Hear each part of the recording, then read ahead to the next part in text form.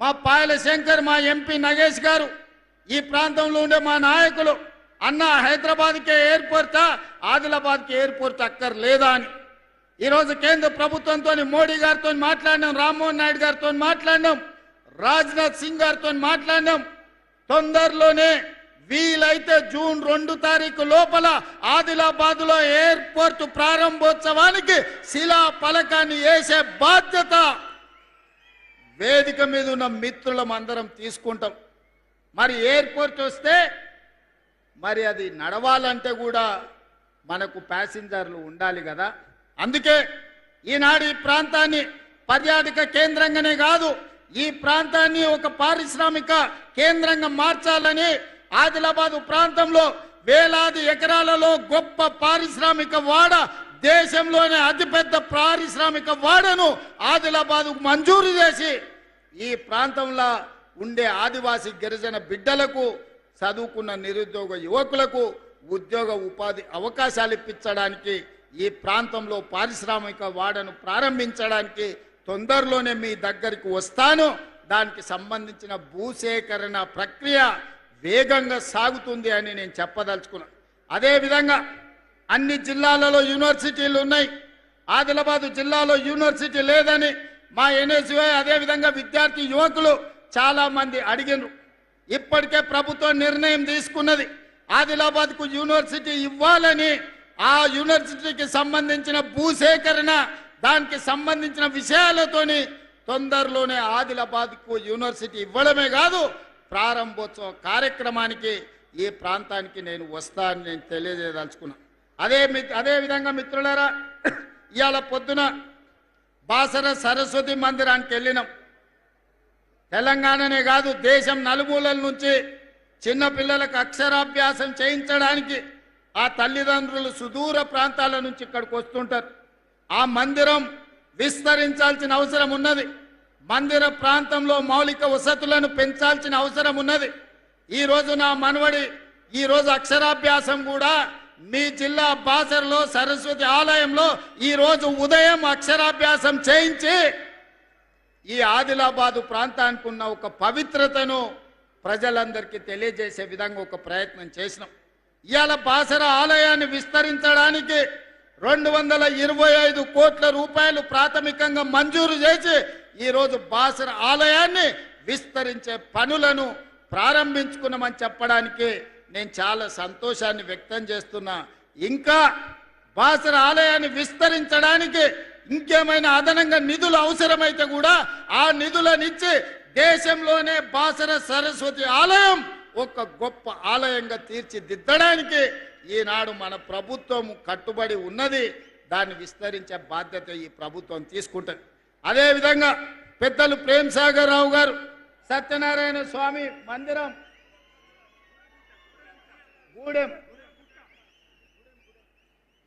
గూడెం సత్యనారాయణ స్వామి ఆలయం వారు ప్రతిపాదన చేసిండ్రు.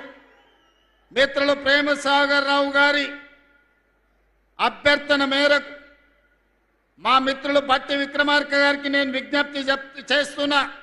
గోదావరి పుష్కరాలు ఏదైతే మనం కార్యక్రమం తీసుకున్నామో, బాసర నుంచి భద్రాచలం వరకు ఏదైతే మందిరాల అభివృద్ధి అనుకున్నామో, అందులో మొట్టమొదటి ఆలయ అభివృద్ధి కింద గూడెం సత్యనారాయణ స్వామి ఆలయాన్ని అభివృద్ధి చెయ్యడానికి ఈ వేదిక మీద నుంచే మనం నిర్ణయం తీసుకుంటున్నాం. తక్షణమే అధికారులను, కలెక్టర్లను ఆ ప్రాంతం పర్యటించి దాన్ని మొత్తం అంచనాలు సిద్ధం చేయండి. ఈ మందిరాన్ని అభివృద్ధి చేయడానికి కూడా నిధులు మంజూరు చేస్తామని చెప్పి నేను ఈ వేదిక మీద నుంచి నేను చెప్పదలుచుకున్నా. మిత్రులారా, ఇవాళ ఈ జిల్లాకు ఎంత చేసినా తక్కువనే, కానీ అట్లని మిగతా వాళ్ళలాగా చెయ్యకుండా వదిలేసే సమస్యనే లేదు. ఈ జిల్లాకి ఏమేమి కావాలో అంచనాలు సిద్ధం చేస్తున్నాం. ప్రతి 2 నెలలకు ఒక్కసారి తప్పకుండా ఈ జిల్లాకు వస్తూనే ఉంటా. వచ్చినప్పుడల్లా మీకు నిధులు తెస్తూనే ఉంటా.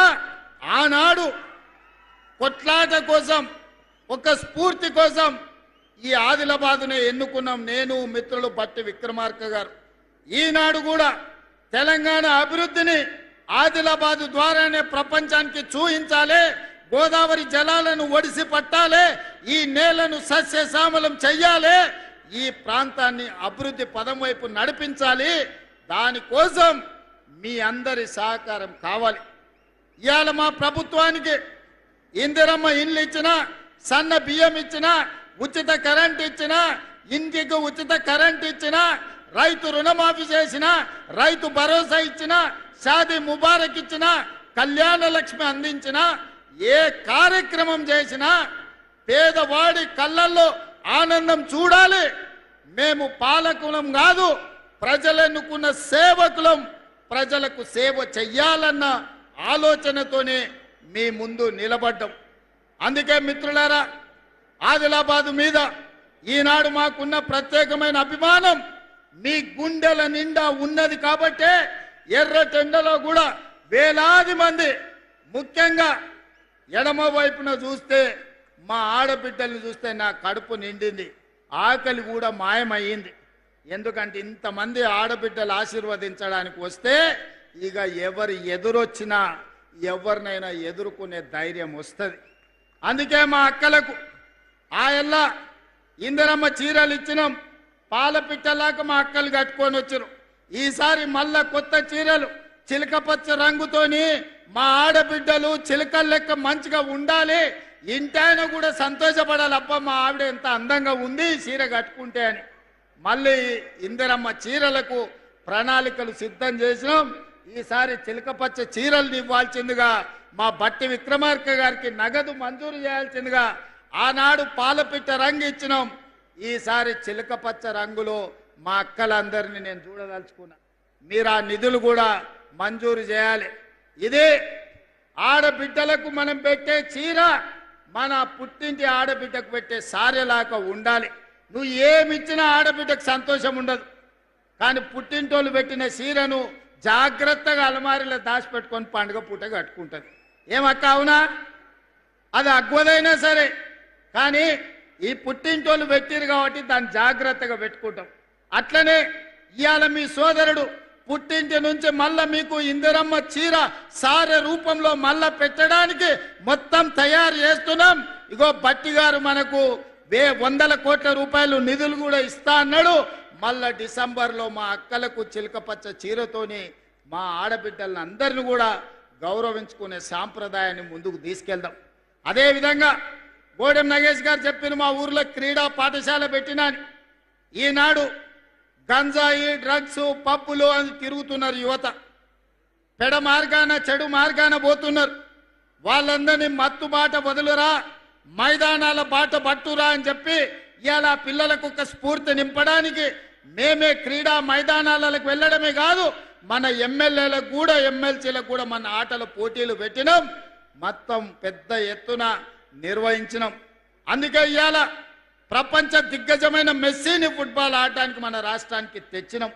ఈరోజు క్రీడల గురించి ఏదైతే ఆదిలాబాద్ ప్రాంతం నుంచి ఒక ఆలోచన చేసిండ్రో, హైదరాబాద్ వెళ్ళి నెంబడే మా మిత్రులు ఇన్ఛార్జ్ మంత్రివర్యులు జూపల్లి కృష్ణారావు గారికి ఆదేశాలు ఇస్తున్నా, శాసనసభ్యులు నా దృష్టికి తెచ్చిన ఏవైతే నివేదికలు ఉన్నాయో వాటితో పాటు క్రీడలకు సంబంధించి మీరు ప్రత్యేకంగా సమీక్ష చేసి తక్షణమే ఈ ప్రాంతానికి క్రీడల్ని ప్రోత్సహించడానికి ఈ అటవీ ప్రాంతంలో యువకులల్లా చైతన్యం ఉంది, వాళ్ళకు ఒక బలమైన సంకల్పం ఉన్నది. గొప్ప క్రీడాకారులను వెలికి తీయాల్సిందిగా మట్టిలో మాణిక్యాలను వెలికి తీసే బాధ్యత ఈ జిల్లా ఇన్ఛార్జ్ మంత్రిగా మీదే. ఈ ప్రాంతంలో క్రీడలను ఏ విధంగా ప్రోత్సహించాలనో మినీ స్టేడియంతో పాటు క్రీడల కళాశాల మైదానాన్ని అభివృద్ధి చేయడానికి అవసరమైన ప్రణాళికలు సిద్ధం చేయండి, ఈ ప్రాంతానికి మంజూరు చేద్దామని చెప్పి నేను ఈ వేదిక మీద నుంచి మీకు ఆదేశాలు ఇవ్వడం జరుగుతుంది. మిత్రులారా, ఈ రాష్ట్రం మనది, ఈ ప్రజలు మనవాళ్ళు. 4 కోట్ల తెలంగాణ ప్రజలు మా కుటుంబ సభ్యులు. మాకు తారతమ్యం లేదు. మేము కులమో మతమో ప్రాంతమో లేకపోతే ఏ రకమైన వివక్ష చూపియం. రాజకీయ పార్టీల గురించి ఆలోచన చెయ్యం. పేదవాడు పేదవాడే మా దృష్టిలో. పేదవాడిని మేం ప్రభుత్వం ఆదాయం పెంచాలి, పేదలకు పంచాలి అన్న ఆలోచనతోని మా ప్రభుత్వం పనిచేస్తుంది. ఏ పేదవాడిని ఆదుకున్నా అది మా బాధ్యతగా భావిస్తాం. రాజకీయాలకు అతీతంగా అభివృద్ధి కార్యక్రమాలను ముందుకు తీసుకెళ్తాం. కానీ కొంతమందికి మేము చేసే అభివృద్ధి నచ్చడం లేదు. మారీచులు మాయ వేషంలో, మాయలేడి రూపంలో, మాయగాళ్ళ రూపంలో మీ దగ్గరకు వస్తున్నారు. నిన్న మొన్న చూసిన కొడంగల్ పోయినరు, లేకపోతే మహేశ్వరం పోయినరు, ఇవాళ ఇంకేడుకో పోయినరు. మార్కెట్ యార్డు కట్టలేదు మీరని. 10 ఏళ్ళు మీరు ఎందుకు కట్టలేదని నేను అడుగుతున్నా. పెళ్లి చేసినా, కొత్తగా పెళ్ళైనా పిల్లనో పిల్లగాడో పుట్టాలంటే 9 నెలల్లో 10 నెలల్లో అవుతుంది కదా. కండరాలు తిరిగిన 6 అడుగులు ఉన్న పెళ్లి చేసినా 3 నెలల పిల్లల్ని పుట్టించగలడా? అయితే అదే సాధ్యం. దానికి ఒక ప్రక్రియ, ఒక విధానం ఉన్నది. పెళ్ళైన ఎవరికైనా 9-10 నెలలు పడుతుంది పండంటి పిల్లగాడినో బిడ్డనో చూడాలంటే. అట్లనే ఈ ప్రభుత్వం 10 సంవత్సరాలు మీరు ఎలగబెట్టని పనులు ఎన్నిటినో గొప్ప గొప్ప పనులను చేసినాం. ఇంకా చేయాల్సినవి ఉన్నాయి. అడ్డుపడడానికి ఊరూరు తిరుగుడు కాదు. మారీచుడు మాయలేడి రూపంలో వచ్చి సీతమ్మని చెరబట్టాలనుకుంటే చివరికి రాముడు చేతిలో చావు తప్పలేదు. మళ్ళా కూడా నేను ఈ వేదిక మీద నుంచి మళ్ళీ చెప్పదలుచుకున్నా, ఇక్కడ ఉండే ఆదిలాబాద్ బిడ్డల సాక్షిగా ఆనాడు పిప్పిరిలో బట్టి గారు, ఆనాడు నేను ఇంద్రవెల్లిలో ఇక్కడి నుంచే దీక్ష భూని ప్రజాపాలన తెస్తామని చెప్పినాం.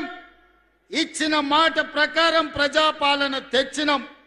ఇవాళ మళ్ళీ ఈ పిప్పిరి వేదిక మీద నుంచి నేను చెప్తున్నా, రాబోయే శాసనసభ ఎన్నికల్లో మళ్ళీ ప్రభుత్వం వస్తుంది, ప్రజాపాలన చేస్తుంది.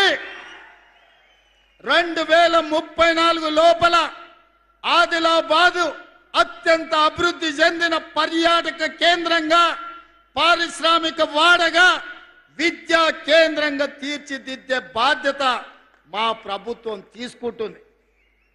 ఇవాళ ఎవరైనా ఏ పార్టీలైనా గెలవని, ప్రజాపాలన నాడు అధికారంలో ఉంటుంది, ఈ ప్రాంతాన్ని అభివృద్ధి చేస్తుంది. మిత్రులారా, కొంతనన్న ఓపిక ఉండాలి, సంయమనం పాటించాలి. 10 ఏళ్ళు వాళ్ళు చేయలేని పనులు, 10 ఏళ్ళు వాళ్ళు సృష్టించిన గందరగోళాన్ని, 10 ఏళ్ళు 8 లక్షల కోట్ల రూపాయలతో అప్పుల్లో రాష్ట్రాన్ని ముంచితే ఒకటొకటి పరిష్కరించుకుంటూ వస్తున్నాం. కొంత సమయం, కొంత వెసులుబాటు ఇవ్వాలి, కొంచెమన్నా ఆలోచన చేయాలి. అరే 10 ఏళ్ళు మనమే ఉంటాం కదా, అన్ని శాఖలు మన దగ్గరనే ఉండే కదా, ఈ 10 ఏళ్లలో మనం చేయలేని పనులు వాళ్ళు చేస్తున్నారు కదా, అంతో ఇంతో అవకాశం ఇవ్వాలి కదా, కొంత ఓపిక పట్టాలి కదా.